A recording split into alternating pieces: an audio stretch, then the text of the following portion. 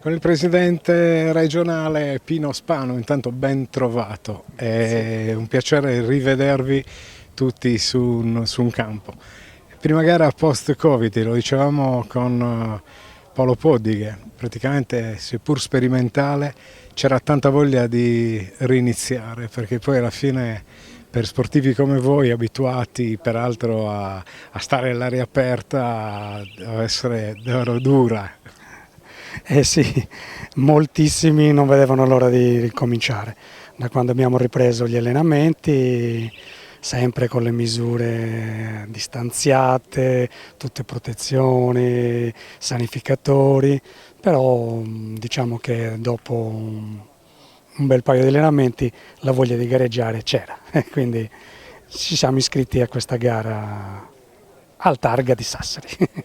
È un motivo come un altro per proprio mettersi alle spalle, con le debite chiaramente precauzioni, quello che ci ha accompagnato in questo inizio d'anno. Da marzo in poi, insomma, sembrava quasi che tutto dovesse finire, no? Pino, passami l'espressione, però ripeto, c'è quella voglia di ripartire e soprattutto in un anno che stava regalando davvero grandi soddisfazioni all'Arceria Sarda.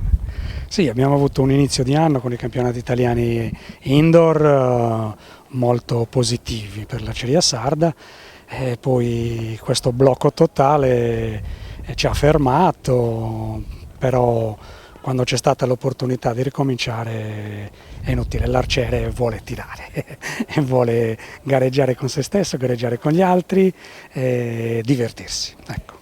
A livello regionale cosa avete in programma? Perché chiaramente sono tutti appuntamenti che sono sempre sub iudice, nel senso dobbiamo vedere un pochino quelle che sono le normative, adeguarsi a queste e poi soprattutto capire come funzionerà per quanto riguarda gli atleti, cioè probabilmente si andrà a una contrazione proprio dei partecipanti per ovvie ragioni, come dicevi tu poc'anzi, di distanziamento sociale.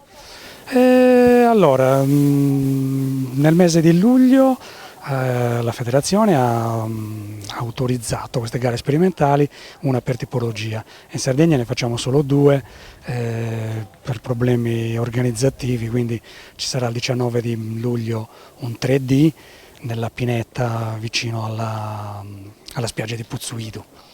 E quindi un posto abbastanza fresco, anche metà luglio, dovrebbe essere ben partecipata. Poi lì ci sono altre tipologie di partecipanti rispetto al Targa e quindi sono una simulazione di caccia con le sagome animali, quindi probabilmente ci sarà qualche partecipazione in più. È vero che in Sardegna non sono tante le partecipazioni alle gare, anche nelle gare ufficiali, col 3D siamo intorno alle 70 partecipazioni, quindi se superiamo i 40-50 in questo periodo diciamo che l'arciere sta rispondendo positivamente al reintegro delle gare, ecco, alla quasi normalità.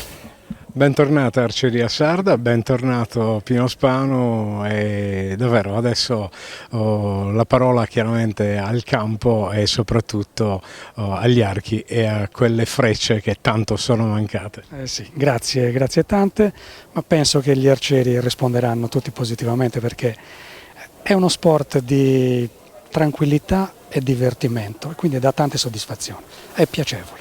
Grazie.